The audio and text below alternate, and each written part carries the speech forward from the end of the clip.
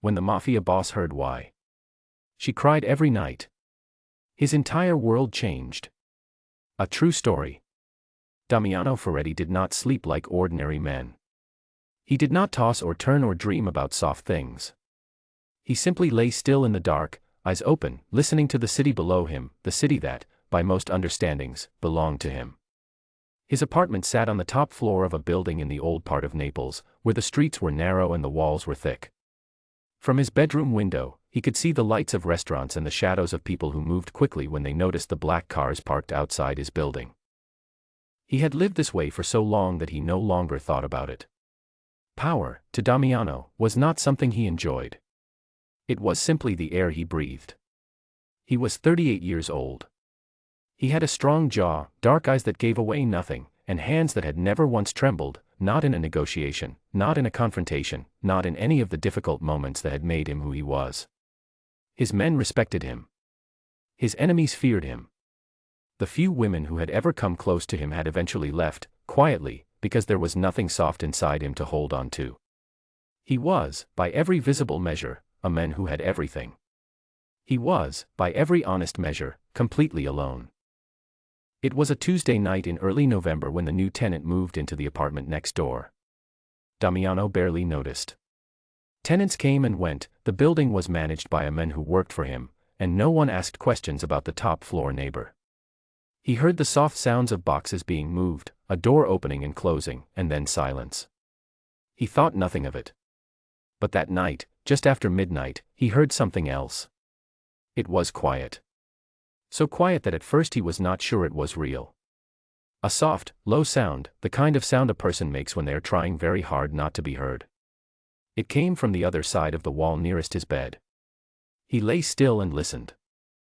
The sound continued for perhaps 30 minutes, and then it stopped.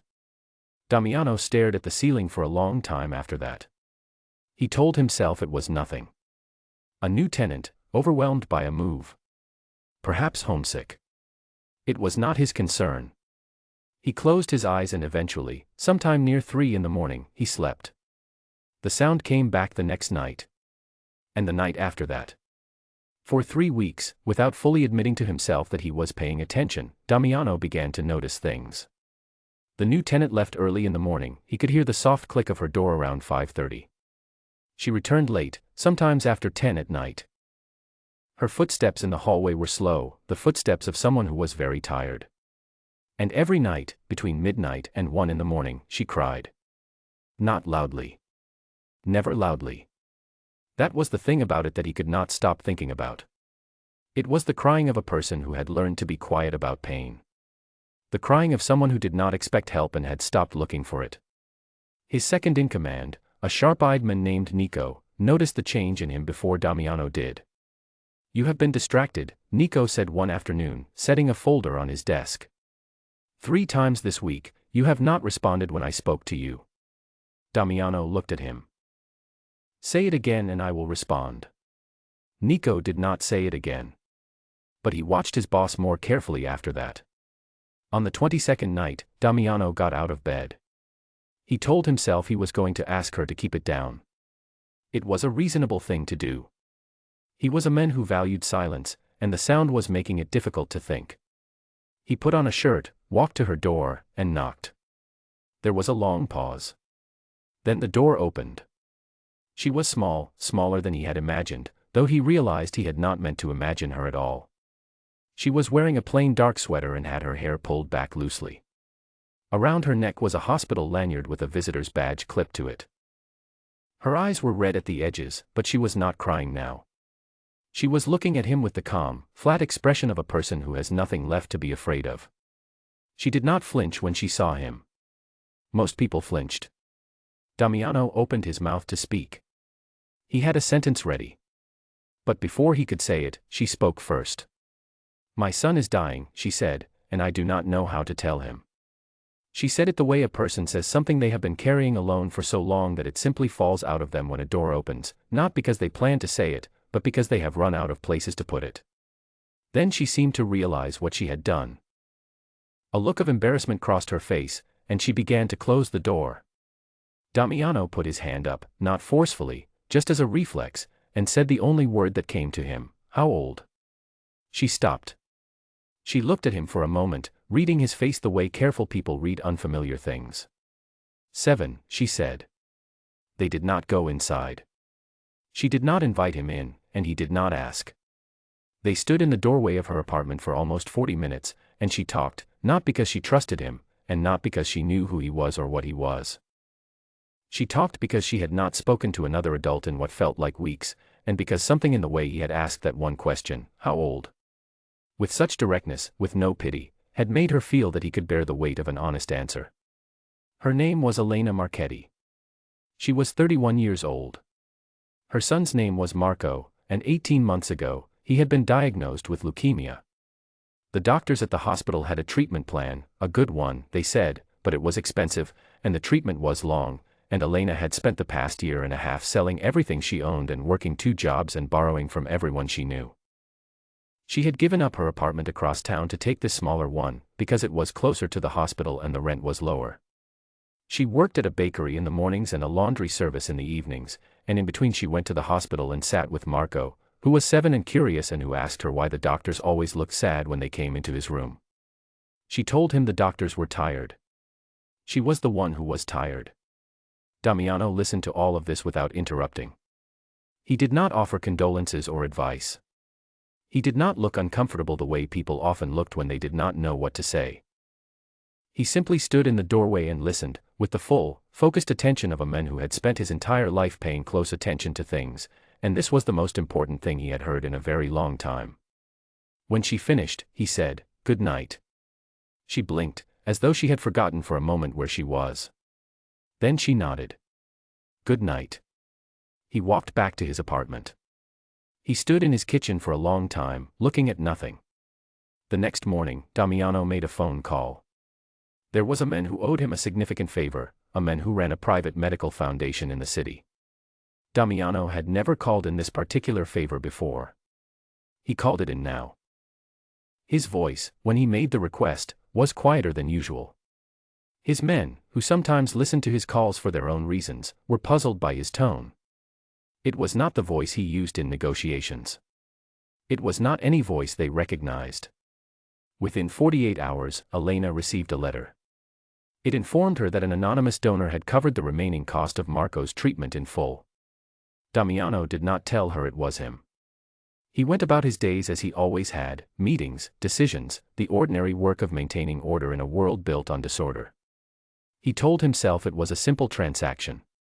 A favor returned, a problem solved. It meant nothing personal.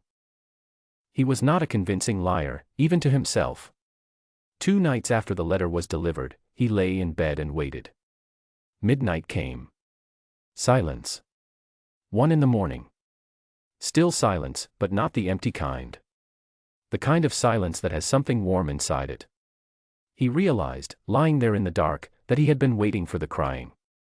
And now that it was gone, there was a strange and unfamiliar feeling in its place, something he did not have a word for. Not quite peace. Something more like the first breath after a long time of not breathing fully. He did not sleep for a different reason that night.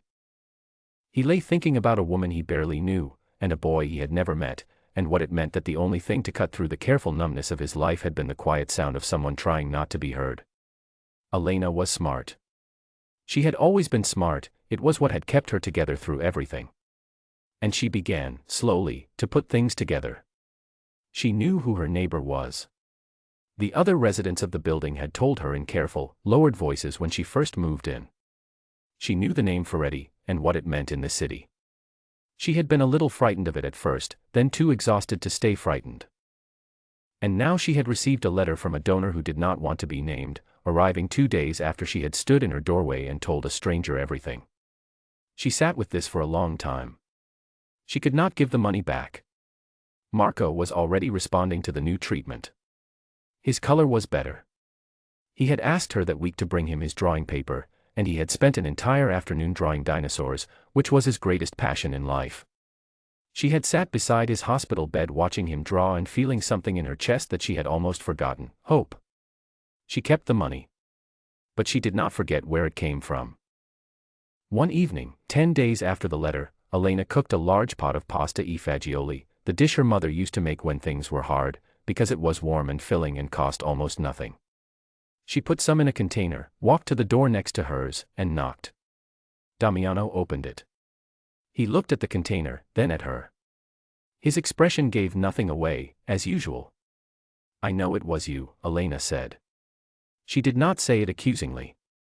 She said it the way people state facts they have decided to stop pretending not to know. "I don't know why you did it. I am not sure I understand it.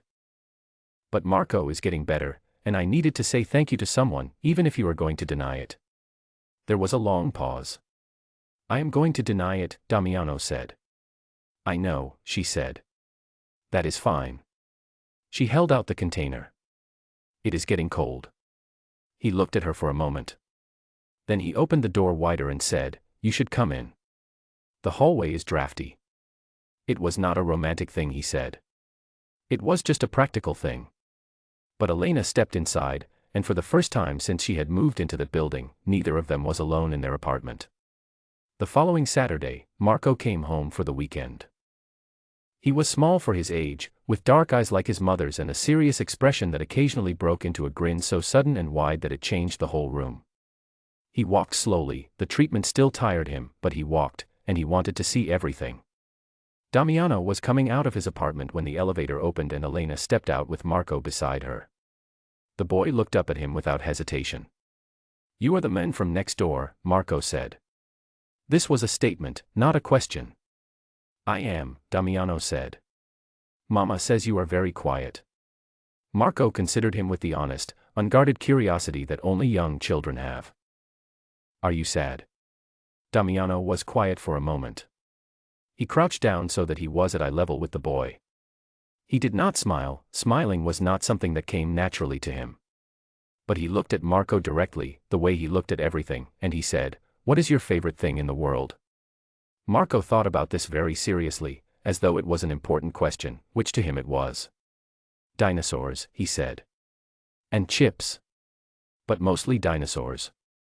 Damiano nodded once, as though this was useful information. The next morning, there was a bag of chips and the largest illustrated dinosaur encyclopedia Elena had ever seen sitting outside their door. Nico came to see him on a Monday. He closed the door behind him, which meant what he had to say was not for other ears. He sat across from Damiano at the wide desk and chose his words with the care of a man who knows the person he is speaking to very well. "People are noticing," Nico said. "You are different. You are slower to decide. You are thinking about things that are not business." He paused. "A man in your position cannot afford to be soft."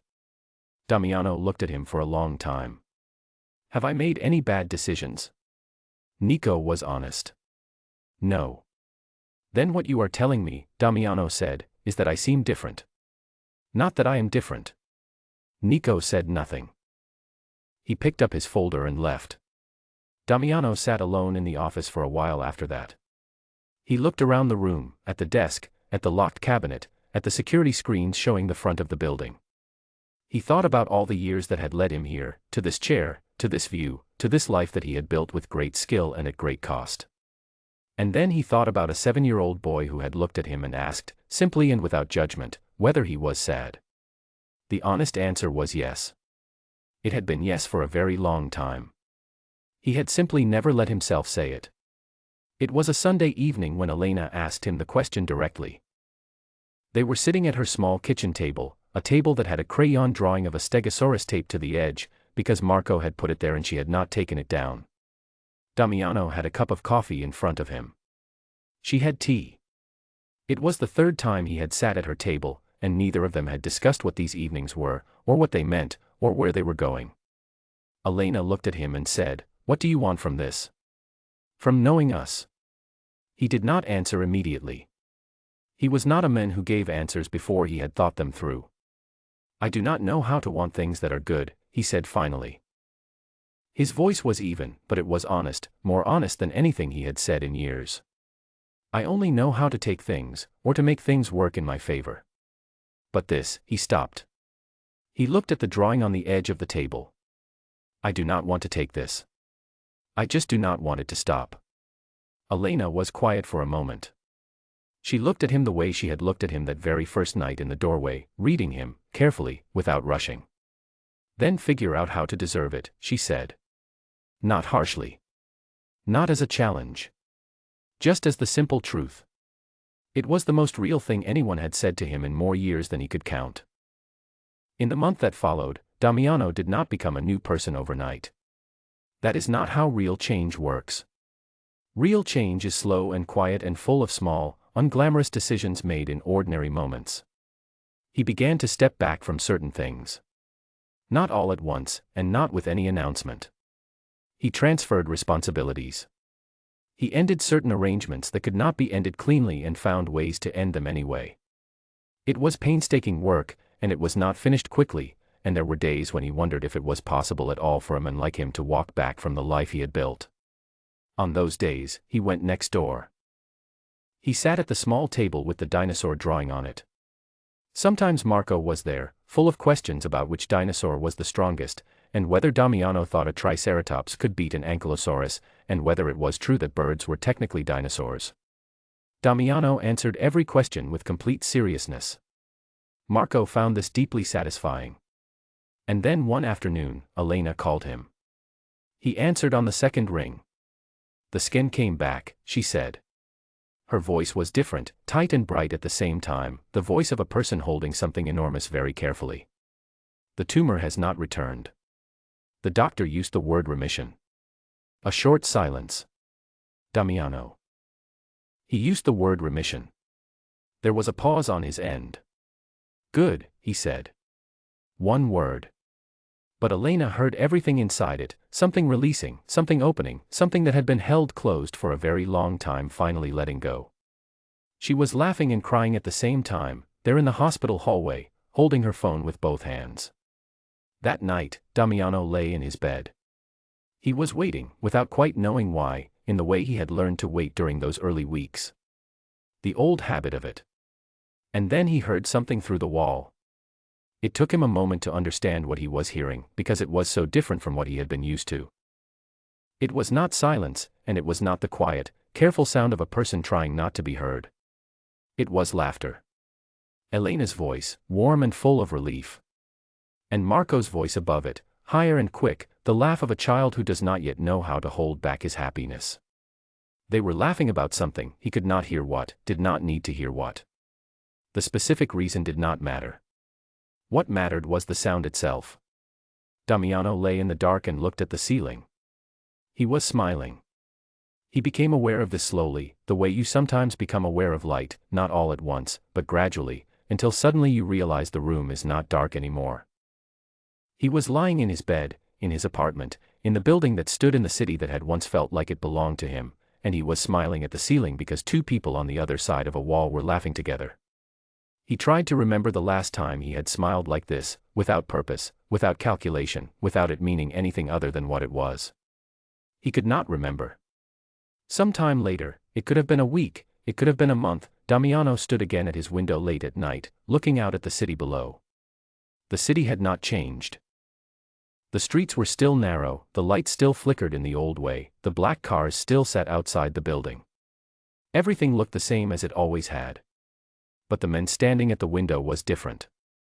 Not completely. Not magically. He was still, in many ways, who he had always been, careful and quiet and not easily given to softness. There were still things about his life that needed to be undone, slowly and honestly, over time.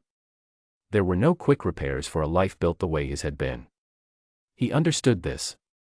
But something had shifted, deep and permanent, in the way that things shift when a truth gets in through a crack and will not be removed. A woman had cried quietly through a wall, and the sound had reached him, not because he went looking for it, and not because he was ready for it, but simply because walls, no matter how thick, are never quite thick enough to keep out the sound of someone's honest pain. And he had listened. And in listening, he had heard something he had not expected, an echo of himself. Quiet. Real. Still there, after all this time. He turned away from the window. He went to bed. For the first time in as long as he could remember, he did not lie awake staring at the ceiling. He closed his eyes, and the darkness was soft, and from the other side of the wall there was nothing but the gentle quiet of two people sleeping without fear. he slept too. And that, more than anything, was how the world changed.